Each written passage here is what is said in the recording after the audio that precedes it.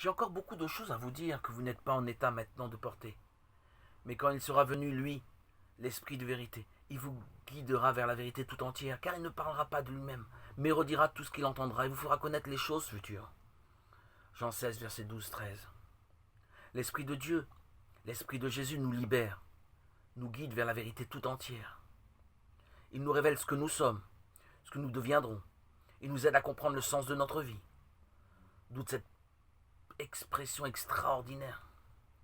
Il vous fera connaître les choses futures. En effet, cette vérité nous libère d'une vision terre à terre. Elle nous révèle notre être profond de fils de Dieu à l'image de Jésus, le bien-aimé. D'ailleurs, Jésus ajoute, celui-là me glorifiera, car il prendra du mien et vous le fera connaître.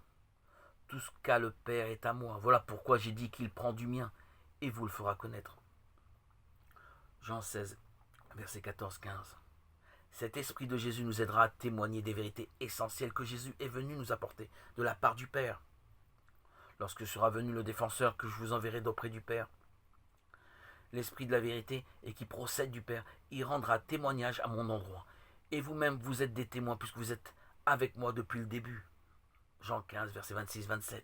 Jésus, prédisant les persécutions à ses apôtres, leur annonce en même temps la venue de l'Esprit, Esprit du Père et du Fils, qui sera leur défenseur. Grâce à sa force et à la clarté qu'il nous apporte, les apôtres et tous les disciples de Jésus à travers les siècles seront les témoins de l'amour de Dieu envers et contre tout et tous. Grâce à cet esprit de vérité, les paroles de Jésus dans l'Évangile deviennent vivantes, actives.